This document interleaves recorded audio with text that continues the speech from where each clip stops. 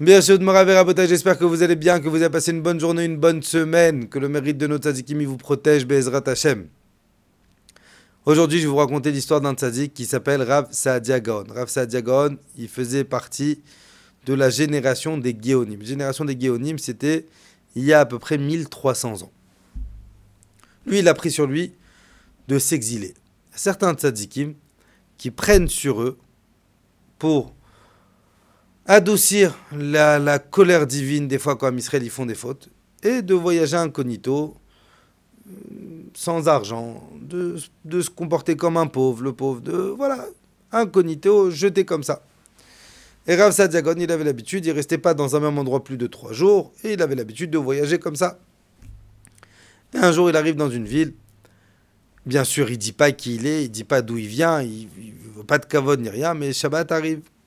On est jeudi soir, le lendemain c'est Shabbat, ils enseignent où il peut dormir, etc. On lui dit, écoute, va chez tel et tel, tel et tel.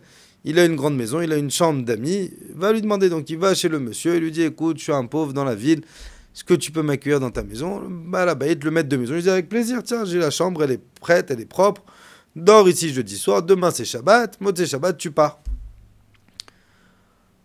Rav Saadia, il rentre dans la chambre, il dépose ses affaires, ils vont manger, et hop, la nuit elle tombe, ils vont dormir. Vers 3h du matin, le maître de maison, le Baal Habayit, il entend du bruit dans la rue, dehors, dans le jardin. Maintenant, prenez conscience, on est en plein hiver, il fait froid, il neige, il entend du bruit dehors, il se dit, attends, on est en train de me voler, il y a un voleur, il y a un machin. Il ouvre la fenêtre et il voit donc son invité, qui est Rav Saadia Gaon, mais que lui, il ne sait pas qui est ce monsieur, torse nu en train de faire ce qu'on appelle Gilgul Sheleg. C'est quoi Gilgul Sheleg? Les tzadikim, les grands tzadikim, pour purifier leur neshamot. Bien sûr, on ne le fait plus, on n'a plus le niveau de le faire, on n'est pas des tzadikim comme eux. Mais ils prenaient sur eux des mortifications. Donc ils avaient l'habitude de se rouler dans la neige. C'est à leur niveau. Pour pleurer sur le Beth Amikdash, sur Akadosh Baruch Hu, c'était des tzadikim. Et ils voient ce monsieur en train de faire, donc je vous ai dit, Gilgul Sheleg, rouler dans la neige, en train de faire Tikkun Chatzot en même temps. Le maître de maison, il se dit, mais attends, j'ai affaire à qui? C'est qui ce monsieur qui en pleine nuit il roule comme ça? C'est un ouf, c'est un quoi? Il comprend pas ce qui se passe. Donc il va descendre, donc Rav Saadia Gaon, il voit qu'il y a le maître de maison, il a honte, il met sa chemise. Pardon, je vous ai réveillé, excusez-moi. Il dit, non, mais qu'est-ce que tu fais? Tu m'as réveillé, mais ok, mais qu'est-ce que tu fais? Alors il dit, bah voilà la vérité, je fais ce qu'on appelle Gilgul Sheleg, je me mortifie. Parce que j'ai de la peine pour Hachem, qu'il est en exil lui aussi, qu'il n'a pas de maison, qu'il n'a pas de Beth Amikdash. Alors le maître de maison lui dit, mais t'es qui? Il n'y a que les tzadikim qui font ça, t'es qui? Alors l'invité lui dit, avec une voix petite, timide, etc. Il lui dit, je m'appelle Saadia. Oui, mais Saadia quoi? Saadia Gaon. Le maître de maison, il le regarde. Il dit, Saadia Gaon. Le Rav? Rav Saadia Gaon? Alors il lui dit, c'est moi. Le maître de maison, il se met à pleurer, Mechila. Alors le Rav lui dit, mais Mechila de quoi? Tu m'as rien fait. Mais si je t'ai fait. Si je savais qui t'étais, je t'aurais donné ma chambre.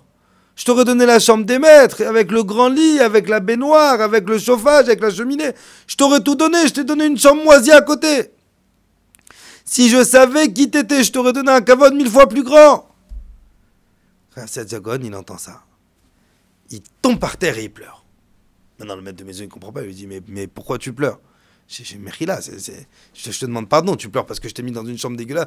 Pardon, Mechila dit, non, je pleure pas pour toi. Tu sais pourquoi je pleure?